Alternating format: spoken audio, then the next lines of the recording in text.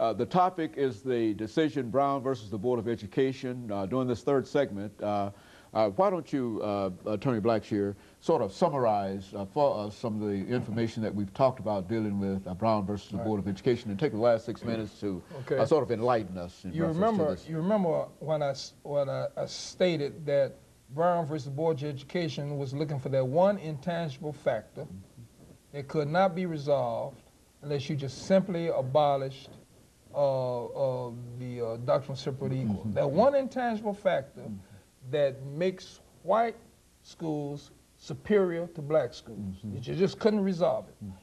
And it was brought out very clearly that when the segregation is the government promoting inferiority among blacks, while at the same time it's promoting superiority on the part of whites. The Supreme Court recognized that in Brown versus Board of Education by saying the segregation affects the hearts and minds of young black children in a way unlikely ever to be undone. That's that one intangible factor that cannot be resolved, that points to inequality between the races unless you just simply abolish the doctrine. And that was the reason why the doctrine was abolished. The first thing that one needs to understand that integration is a tool to make sure that resources are equally distributed.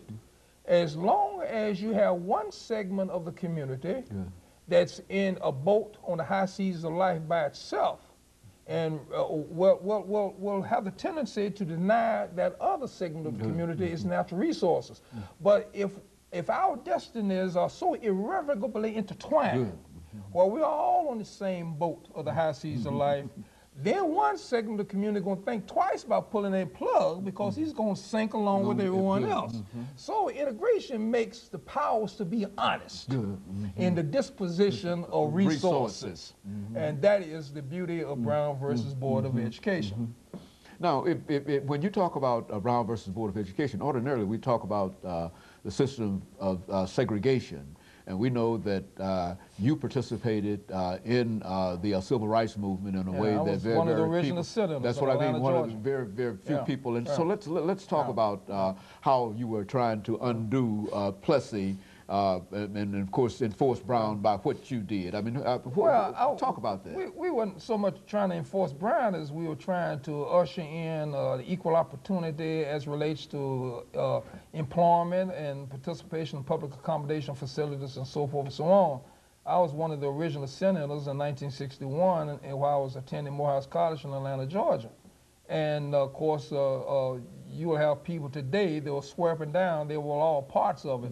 But I will tell you, a substantial number of people were on the quiet side of the revolution. Very well, and pretty much criticizing us as being hoodlums and criminals, and that we ought to be in school getting an education. I was on the quiet side. Go on, talk about that. But they were all on the quiet side. Well, I was on the active side. I spent some time in the county workhouse in Atlanta, Georgia, and fortunately, I went to a very good school, at Morehouse College, that appreciated what the students were doing, so I was not penalized educationally, academically for doing that. We brought our books with us and we studied there and things of this type. And we started organizing even the prisoners in jail behind, socializing them behind the various things. And the only thing we wanted, it was just an equal opportunity to participate in the bountiful goodness that this country had to afford to everyone, notwithstanding their race, religion, or sex, origin, creed, or color. And so that was it. And there was a lot of violence associated with this movement. There was a lot of violence practiced on us. We were spat upon. We were called everything except the child of God. And we were just, but you know, we had leadership and we had cohesiveness, and we were focused, you see, and that's the whole point about it. And we had feelings of self-esteem, we had feelings of self-worth, and it's those two intangible things that a person possesses that allows him to go forward with the struggle because of the feelings of self-worth and understanding what he is in history and what the future is all about and what you're trying to achieve in the future. So we were able to sustain that. What would you say to young people today? We find that so many young people are so unfocused, and well, what would you say to get them back in terms of making Brown a reality? Because Brown, the decision was made, but it is not a reality. How could they, as young people, help to make that a reality? By doing what they're supposed to do. For example, I see a lot of young black people today shucking and jiving. They will make man-tan moreland and step and fetch it, cry with shame. And by doing the things that you see advertised in BET and things of this type, they need to come back and have a feeling of self-esteem, feelings of self-worth. Realize that there's a purpose in life other than what they think it is, you see. And feel that there's an obligation, that there's a meaningful purpose in life, that you are obligated to better yourself and better your race and then better mankind. Maybe not necessarily in that order, but try to accomplish all of them as much as you possibly can. I'm not clairvoyant. I have no special message that I can offer to young people other than to say, have feelings of self-esteem, you see, and get away from this shucking and jiving and being disrespectful to themselves and men being disrespectful to their women, calling them bitches and calling them whores and promoting them on these BET videos as if they are prostitutes and whores and women of low esteem. Black women ought not allow themselves to be treated that way, and black men ought to stop talking and treating women that way. And then maybe somehow we can have enough dignity by which we can do what Charlie Houston always said, I'd rather die on my feet than live on my knees. In a lot of ways, we are still living on our knees. We are still shackling ourselves. We're still chaining our minds as if we were still in slavery. And the only way you can be free is to be a part of some kind of decision-making process that affects the quality of your life. And the only way you can do that is to be leaders in the community. But as long as you are not a leader to the community and letting somebody else make decisions for you that's going to impact the quality of your life, then you cannot at the same time say that you're free. And you think that all of them should be ready to participate this season in these political campaigns that are coming up? They need a vote. They need to participate in the political campaigns because this is one of the few real moments in their life where they will be able to participate in the decision-making process. Now, just because they're treated equal does not make them free. Because slaves were equal, but none were free. To be free, you have to have the power of self-determination, the power to take.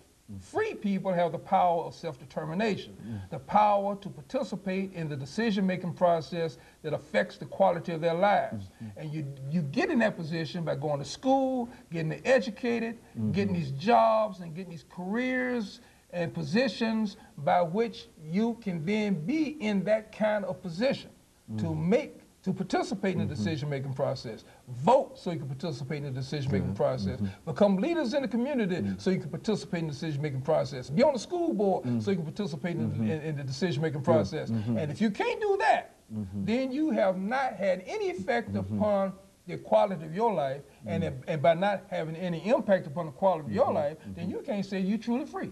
You're just equal among all the other slaves in this world. Very good. Brown versus the Board of Education. Brown versus the Board of Education. And we've got about a minute and a half before we call an end to this show today, but the information that you've given us has gone so far beyond Brown. And of course, we are now celebrating, what, the 50th anniversary of that great decision. Well, the implications of Brown are far exceeding Brown itself. You see, Brown established the foundation, made it possible for the 1964 Civil Rights Act, and once you had integration in the educational system, then it was just a matter of time before you had integration throughout all aspects of human life in the United States. And I like what you said earlier, Attorney, about the Constitution of the United States being a living document. Over the last minute, say something else about that. The United States Constitution does not say what it says it says. The United States Constitution says what the Supreme Court says that it says. And the Supreme Court will always interpret and reinterpret that Constitution to make it say what the society needs for it to say at that very moment. And that's why the Constitution is still a living document. If the Constitution was not interpreted that way, then it will become irrelevant. You cannot have a Constitution that's interpreted up against the background of 19th century needs in a 21st century obligation. The Constitution has to be interpreted to be relevant in the 21st century. Very good. Very good. And of course, let me thank you, Attorney Blackshear, for giving us that excellent information. Give me another 30 minutes. Okay. And of course, let me encourage our audience to tune in again next week for another informative edition of Comments. Thank you and good morning.